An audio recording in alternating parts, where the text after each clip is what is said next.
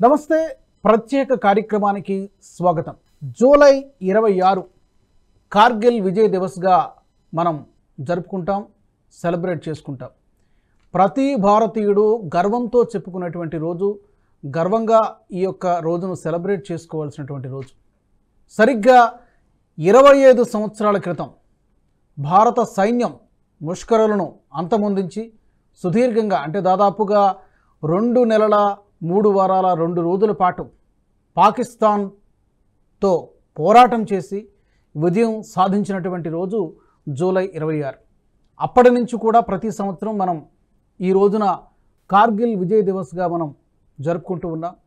అయితే ఈ విజయం సాధించేటువంటి క్రమంలో సుమారుగా 527 మంది భారత సైనికులు అమరులయ్యారు. ప్రత్యర్థి పాకిస్తాన్ మనకంటే ఎక్కువగా నష్టపోయింది. 4000 మందికి పైగా సైనికులు చనిపోయారని చెబుతూ ఉంటారు. అసలు ఈ కార్గిల్ యుద్ధం ఎలా మొదలైంది, ఈ యుద్ధం మొదలు కావడానికి దారితీసినటువంటి పరిస్థితులు ఏంటి, భారత సైన్యం ఆర్మీ ముఖ్యంగా ఎలాంటి సవాళ్లను ఎదుర్కొంది, ఈ విషయాల మీద ఖచ్చితంగా మనం ఈరోజు కొంతమందికి తెలిసి ఉండకపోవచ్చు, కొంతమందికి తెలిసి ఉండవచ్చు. ఖచ్చితంగా ఆ అమరవీరులకు మనం నివాళులు అర్పించాలి. ఖచ్చితంగా వారి యొక్క త్యాగాలను మనం గుర్తు చేసుకోవాల్సిన అవసరం ఎంతైనా ఉంది. ఈ సందర్భంగా మనతో మాట్లాడడానికి ఆర్మీలో సుదీర్ఘకాలం దాదాపుగా 20 సంవత్సరాలు పనిచేసినటువంటి రిటైర్డ్ కల్నల్ విష్ణువర్ధన్ రెడ్డి గారు నాకు అందుబాటులో ఉన్నారు. విష్ణువర్ధన్ రెడ్డి గారు నమస్తే అండి. రాజు గారు నమస్తే. విష్ణువర్ధన్ రెడ్డి గారు, మనం కార్గిల్ విజయ్ దివస్ అనగానే ఒక విధంగా మనలో ఒక ఎమోషన్ అనేది వస్తుంది ప్రతి భారతీయుల్లో కూడా. ఎందుకంటే ఒక విధంగా బాధ కలుగుతుంది డెఫినెట్గా, ఎందుకంటే అంతమంది సైనికులు అమరులు అవ్వడం. But at the same time Pakistan మీద మనం విజయం సాధించినటువంటి రోజును మనం ఎప్పటికీ మర్చిపోలేం, ఎప్పటికీ చరిత్రలో గుర్తుండిపోయేటటువంటి రోజు. సో ముందుగా ఈ కార్గిల్ వార్ యుద్ధం మొదలు కావడానికి దారితీసినటువంటి పరిస్థితులు ఏంటి? మీరు చాలా కాలం పాటు పనిచేశారు ఆర్మీలో. రాజు గారు, 1999 ఎప్పుడైతే ఈ యుద్ధం జరిగిందో, సమ్మర్ ఆఫ్ 1999, అప్పుడు నేను ఆర్మీలో అంటే సైనిక్ స్కూల్, ఎన్డీఏ, ఐఎంఏ, తర్వాత ఈఎంఈలో ఒక 19 సంవత్సరాలు పనిచేసి మన దేశ పరిస్థితి గురించి చాలా బాధపడుతూ ఉన్న టైంలో నేను బెంగళూరులో ఐ వాజ్ ఇన్స్ట్రక్టర్. ఆ టైంలో జరిగిన ఈ యుద్ధం, ఇందుట్లో నా NDA coursemate colonel Ravindranath, he was commanding a battalion, and వాళ్ళ సైనికులు, ఆఫీసర్స్ వీరోచితంగా పోరాడారు. అందుకని ఇది నాకు బాగా గుర్తుంది.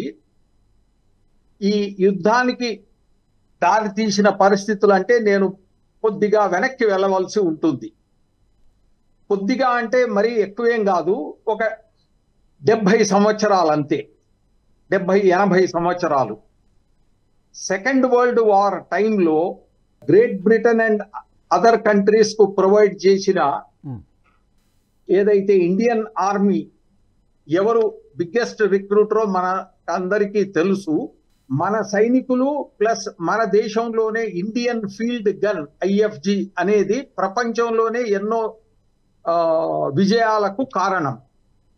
అటువంటి సైన్యాన్ని సెకండ్ వరల్డ్ వార్ తర్వాత డిస్బాండ్ చేసి మన ఆర్మమెంట్ ఫ్యాక్టరీస్ అన్ని మూయించిన ఘనత మన దేశపు ఆనాటి బానిస పాలకులది. బానిస సామ్రాజ్యం అని ఒకటి ఉండేది కొన్ని 100 ఏండ్ల కింద. ఆ రెండవ బానిస సామ్రాజ్యం ఒక 100 ఏండ్ల కింద స్టార్ట్ అయ్యింది. ఇప్పుడు సైన్యాన్ని మొత్తం డిస్బాండ్ చేసిన తర్వాత మన దేశానికి 3 గుర్తులు చెప్పొచ్చు నేను. 1962లో జరిగిన చైనా బ్లండర్, 1987-88లో జరిగిన ఆప్ పవన్ అని Sri Lanka blunder, and third blunder is Kargil war 1999. అంటే బ్లండర్ అని ఎలా చెప్పగలుగుతున్నారు? ఎవరు చేసిన తప్పు ఎవరు అన్నది హిస్టరీలోకి వెళ్తే మనకు చాలా క్లియర్ గా కొన్ని విదేశీ శక్తులు, కొన్ని వారి బానిసలు, దేశీయ బానిసలు మనను లోపల నుంచి వీకెన్ చేసి సేమ్ చైనా యుద్ధం అని ఒకటి చెప్పాను, Sri Lanka 62 and Kargil. Sri Lanka war operation Pawan అంటారు. అట్లానే ఈ 1999 లో జరిగిన ఈ కార్గిల్, యాక్చువల్ గా దీన్ని ఈ యుద్ధం మన గ్రహపాటు ఏమిటంటే మన ఇంటర్నేషనల్ బార్డర్ లో చాలా లోపలికి ఉంది కార్గిల్. యాక్చువల్ గా of course line of control కి చాలా దగ్గర ఉంది. ఈ హై ఆల్టిట్యూడ్స్ ను మనము వెకేట్ చెయ్యాలి, అక్కడ ఉండి చేసేదేముంది చలికాలం వింటర్ స్నోలో అని చెప్పి మ్యూచువల్ ఒడంబడిక ప్రకారం వెకేట్ చేసి every year April 1st occupy చెయ్యాలి. ఆ ఒడంబడికను దెబ్బగొట్టిన అటువైపు ముషరఫ్ అప్పటికి ఇంకా ఆర్మీ చీఫ్ కాకపోయినా ఆ టైంలో జరిగిన వార్ ఇది. వాళ్ళు చాలా ప్లాన్డ్ గా మనం రావడానికి ముందే ఎట్లా అయితే సియాచిన్ గ్లేషియర్ ను వాళ్ళు ఒక రోజు లేట్ గా రీచ్ అవడం వల్ల వాళ్ళు తమ ఆబ్జెక్టివ్ ను నిలుపుకోలేకపోయారు. సియాచిన్ పోయి ఉంటే మనకు లదాఖ్ అండ్ కార్గిల్ అన్ని పోయేవి. మన అదృష్టం బాగుండి ఇందిరాగాంధీ టైంలో 80s లో మనం సియాచిన్ ను చేగించుకోగలిగాం. అయితే ఇప్పుడు కార్గిల్ పోయి ఉంటే కూడా మనకు అదే ప్రాబ్లం వచ్చి ఉండేది. యాక్చువల్ గా పోయింది, బట్ మన వాళ్ళు వీరోచితంగా పోరాడి చాలా ప్రాణ నష్టంతో దాన్ని మనం సంపాదించుకోగలిగాం. ఇప్పుడు మీకు ఈ కార్గిల్ యుద్ధం తర్వాత ఒక కమిటీ రిపోర్ట్ లోని కొన్ని సీక్రెట్స్ లో వాళ్ళు మన సోల్జర్స్ ఏజ్ గురించి కూడా ఒక టాపిక్ వచ్చింది. టీత్ టు టెయిల్ రేషియో అనేది ఒక టాపిక్ వచ్చింది. ఇటువంటివి ఇంకా చాలా ఉన్నాయి.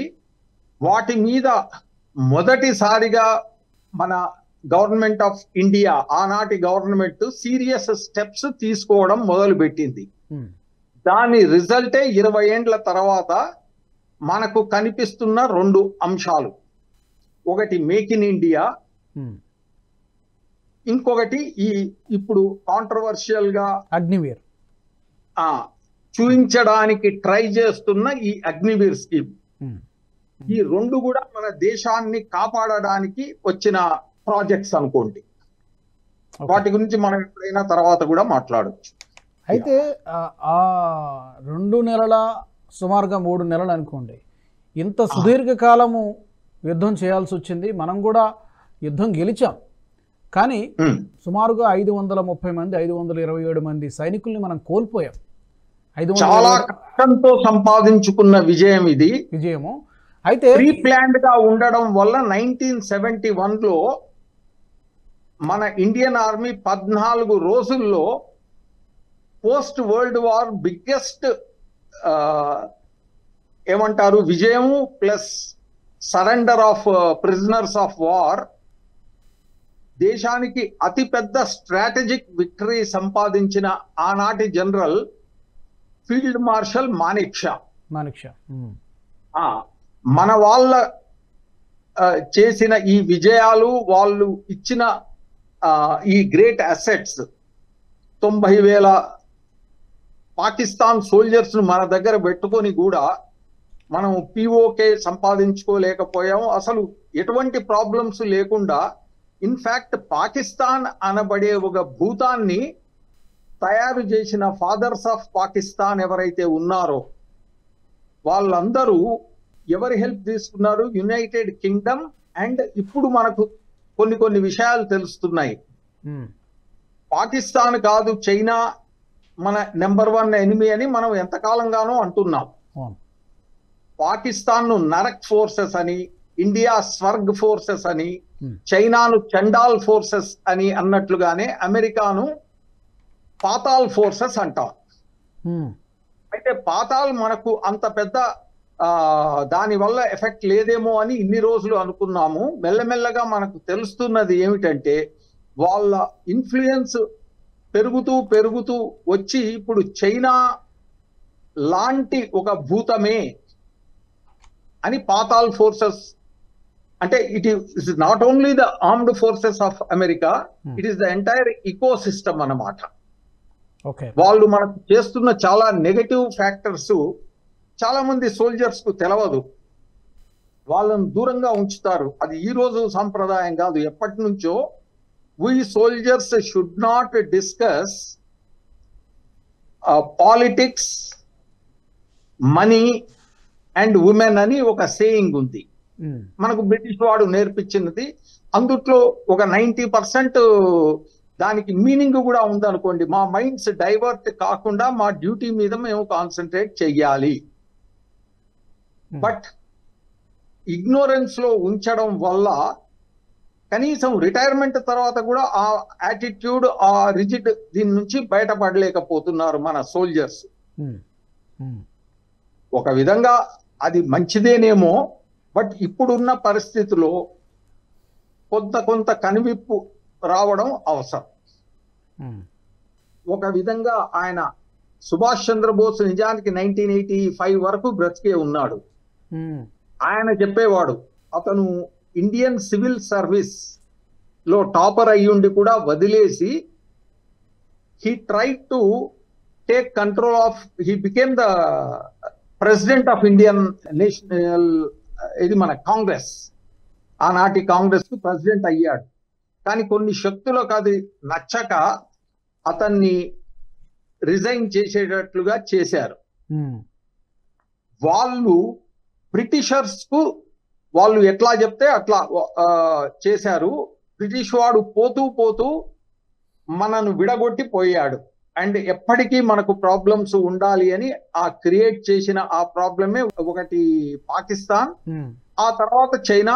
ఇప్పుడు మనకున్న ఇంటర్నల్ ప్రాబ్లమ్స్ కూడా చాలా వాటికి వాళ్ళే కారణాలు, బ్రిటిష్ వాళ్ళు. ఇంకా ఇప్పటికీ నడుస్తోంది అది. సరే, అంటే ఇది పూర్వాపరాలు. డిఫెన్స్ లో army is the major component, ground లెవెల్లో ఫైట్ చేసేది. అంటే 70-20-10 అనుకోండి, army, navy, air force. 70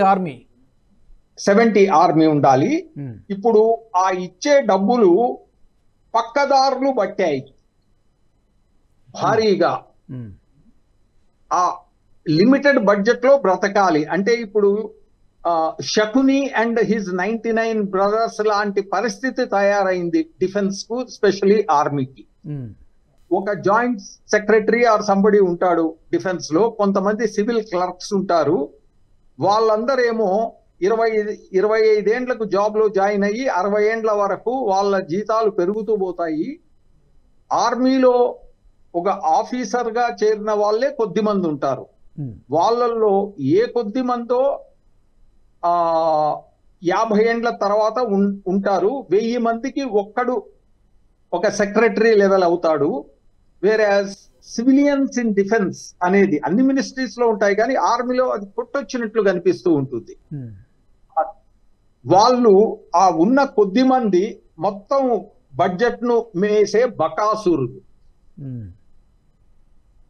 and soldiers కు నేను ఇందాక అన్నట్లు శకుని అండ్ బ్రదర్స్ కు భీష్ముడు జైల్లో పెట్టినప్పుడు వాళ్ళ పరిస్థితి లాగా మాది ఉండేది మొన్నటి వరకు. ఒక సింపుల్ ఎగ్జాంపుల్ చెప్తాను. ఈవెన్ ద స్టేటస్ కూడా తగ్గించారు. 1976 లో నేను సైనిక్ స్కూల్ నుండి ఎన్డీఏ చేరేటప్పుడు I was all India topper in IIT. అది వదిలేసి ఫర్ ప్రెస్టీజ్ డిఫెన్స్ లో ఎన్డీఏలో చేరినప్పుడు మాకు చెప్పబడింది ఏంటంటే, ఐఏఎస్ వాడు చేరితే వాడికి బేసిక్ పే 700 రూపాయలు, మాకు 750 వస్తుంది. అంటే మేము ఒక మెట్టు ఎక్కువ ఉన్నాం. జడ్జిలు ఐఏఎస్ తో కంపేర్ చేస్తే army officers status is higher.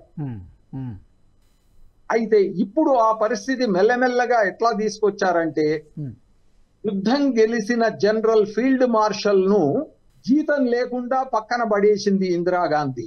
1973లో pay commission అయినప్పుడు మా పెన్షన్ ను తగ్గించారు.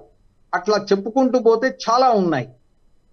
ఆయన డెత్ బెడ్ మీద ప్రెసిడెంట్ కలాం గారు ఆయనకు రావాల్సిన జీతము, అరియర్స్ అవన్నీ ఒక 25 ఏండ్ల అరియర్స్ ఆయన డెత్ బెడ్ మీద ప్రజెంట్ చేయడం జరిగింది. సో అట్లా మా స్టేటస్ ను తగ్గించుకుంటూ మాకు వచ్చే ఎమాల్యుమెంట్స్ ను తగ్గించుకుంటూ వచ్చి ఎన్నెన్నో జరిగాయి లోపల. కిక్ బ్యాక్ మ్యాక్సిమైజేషన్ అని నాదొక థియరీ ఉంది. ప్రభుత్వాలు కరప్ట్ గనక అవుతే వాళ్ళు డబ్బును ఎక్కడ పంపిస్తే దాంట్లో కిక్ బ్యాక్ పర్సెంటేజ్ ఎక్కువ ఉంటుందో దాని మీద ఎక్కువ ఇంట్రెస్ట్ చూపిస్తారు. అమెరికా గవర్నమెంటే కొనడానికి ఇది టూ కాస్ట్లీ అని వదిలేసిన టైప్ ఆఫ్ హెలికాప్టర్స్ మన poor country India Westland helicopters మనం బాగా కుతూహలంగా ఉన్నాం. ఇట్లా చాలా చాలా జరిగాయి. మన సోల్జర్స్ ఎటుపోతేంది, మన సోల్జర్స్ చస్తే ఏమిటి, వాళ్ళకు బుల్లెట్ ప్రూఫ్ వెస్ట్లు నిజంగా అవసరమా అన్న యాటిట్యూడ్ 1962లో ఎట్లా అయితే కాటన్ క్లోదింగ్ తో చావండ్రా అని పంపించినట్లే మొన్న 1999 వరకు కూడా నడిచింది. అంటే ఒక్కటే రోజు వాజ్పేయి వచ్చి వండర్స్ చేసేయలేడు కదా, ఉన్న పరిస్థితి అది. ఎనిమికి సపోర్ట్ చేసే జర్నలిస్టులు కూడా ఉన్నారు మన దేశంలో. మన దౌర్భాగ్యం అటువంటి వాళ్లకు పాకిస్తాన్ మహావీర్ చక్ర ఆఫ్ పాకిస్తాన్ ఇవ్వాలి. అది మీరు సెర్చ్ చేస్తే మీకే తెలుస్తుంది ఎటువంటి వాళ్ళు పాకిస్తాన్ కు హెల్ప్ చేశారు. ఆ లైవ్ ఇంటర్వ్యూస్ చేస్తూ ఒకవైపు యుద్ధం జరుగుతుంది. ముంబై అటాక్స్ టైంలో మీరు చెప్పేది ముంబై అటాక్స్ కాదు, కార్గిల్ యుద్ధాన్ని కవర్ చేయడానికి వెళ్ళిన కొందరు మహారథులు, one lady journalist in particular. అందువల్ల ఆ live interview with satellite phone ఆ ఎనిమీస్ దాన్ని అడ్వాంటేజ్ తీసుకొని మన వాళ్ళు కొంతమంది చనిపోయారు. అదే ఇంటెన్షనల్ గా చేశారా, లేకపోతే కావాలనే పాకిస్తాన్కి సహాయం చేసేటువంటి ప్రయత్నం, లేకపోతే అనుకోకుండా ఏదో ఛానల్కి కవరేజ్ చేయాలనేటువంటి ఉత్సాహంలో ఆ తప్పు వాళ్ళకి హెల్ప్ అయింది అనుకోవాలా? అంటే కావాలనే పాకిస్తాన్కి హెల్ప్ చేశారనుకోవాలా మనం అని అనుకోవాల్సి వస్తోంది. సర్కమ్స్టాన్షియల్ ఎవిడెన్సెస్ ఆ విధంగా ఉన్నాయి. అయితే జడ్జిల్లో ఎవరికైనా చిత్తశుద్ధి ఉంటే వాళ్ళది బయటికి తీస్తారు. కానీ చిత్తశుద్ధి అనేది ఒక్క జడ్జిలకు మాత్రమే ఎక్కువ ఎందుకు ఉండాలి? వాళ్ళు కూడా మన భారత పౌరులే కదా, అందుకని వాళ్ళు దాన్ని పట్టించుకోరు. లేకపోతే ఇటువంటి వాళ్ళందరినీ నిలబెట్టి అక్కడ షూట్ చేయాలి, ఫైరింగ్ స్క్వాడ్కి అప్పచెప్పాలి. ఓకే, అయితే విష్ణువర్ధన్ రెడ్డి గారు, ఎలాగో మనం ఈ కార్గిల్ విజయ్ దివస్ సందర్భంగా అంటే సిరీస్ ఆఫ్ ఎపిసోడ్స్ కూడా మనం చేయబోతున్నాం. ఇది మొదటి ఎపిసోడ్ మాత్రం, ఇంకా చాలా విషయాలు మనం మాట్లాడుకునేది ఉంది తప్పకుండా. చివరిగా అప్పటికి ఇప్పటికి మనకు కంపేర్ చేస్తే 99కి కార్గిల్ యుద్ధం జరిగినటువంటి సమయానికి ఈ రోజున మనం 2024లో మాట్లాడుకుంటున్నాం. ఇప్పటికీ పర్టికులర్గా ఆర్మీ గురించి మాట్లాడుకున్నా లేదా ఓవరాల్గా డిఫెన్స్ గురించి మాట్లాడుకున్నా బడ్జెట్ విషయంలో లేదా మౌలిక వసతుల విషయంలో చాలా మార్పు వచ్చినట్టుగానే కనిపిస్తుంది. Do you agree with me? Yes, definitely. మనకున్న ఎకనామిక్ పరిస్థితులు కొంచెం ఇంప్రూవ్ అవుతున్నాయి. అండ్ తీసుకున్న కొన్ని డెసిషన్స్ వల్ల ఒక 3-4 ఏండ్లు బికాస్ ఆఫ్ కోవిడ్ కానీ అంతకు ముందు కానీ రిక్రూట్మెంట్ ఆగిపోయినందువల్ల ఉన్న మ్యాన్ పవర్ భర్తీ చేయడానికి ఈ అగ్నివీర్ అనే ఒక స్కీమ్ రావత్ టైంలో అతన్ని బాగా క్రిటిసైజ్ చేశారు చాలా మంది. ఈవెన్ రిటైర్డ్ కొందరు సోల్జర్స్ కూడా క్రిటిసైజ్ చేశారు. అది కొంత తెలవక కొంత తెలిసి. తప్పకుండా అగ్నివీర్ మీద మనం తప్పకుండా ఒక సెపరేట్ ఎపిసోడ్ని మనం చేద్దాము. సో డెఫినెట్గా అప్పటికి ఇప్పటికి చాలా మార్పులు అయితే మనకు స్పష్టంగా కనిపిస్తున్నాయి. Yes, right. ఆల్ రైట్, ధన్యవాదాలు విష్ణువర్ధన్ రెడ్డి గారు మాతో ఈ కార్యక్రమంలో జాయిన్ అయినందుకు. Thank you so much. Okay. Kargil Vijay Diwas ఏ భారతీయుడు కూడా మరిచిపోలేనటువంటి రోజుది. గర్వంతో ఉప్పొంగిపోయేటువంటి గర్వంతో ఇది మా భారతీయ సైనికుల యొక్క సత్తా అని గర్వంగా చెప్పుకోదగినటువంటి విషయం. అయితే ఈ కార్గిల్ విజయ్ దివస్ సందర్భంగా సిరీస్ ఆఫ్ ఎపిసోడ్స్ కూడా మీకు అందించబోతున్నాం. దాంట్లో భాగంగానే ఇది మొదటి ఎపిసోడ్. ది ఇవాల్టి ప్రత్యేక కార్యక్రమం. Keep watching Nationalist hub. ఈ వీడియో మీకు నచ్చినట్టయితే లైక్ చేయండి, 10 మందికి షేర్ చేయండి. అలాగే కామెంట్ల రూపంలో మీ అభిప్రాయాలను మాతో పంచుకోండి. Nationalist hub group of channels ను సబ్స్క్రైబ్ చేసుకుని తెలుగునాట జాతీయవాద జర్నలిజాన్ని ప్రోత్సహించండి. ఈ వీడియో కింద ఉన్న బెల్ ఐకాన్ పై క్లిక్ చేయడం మర్చిపోవద్దు.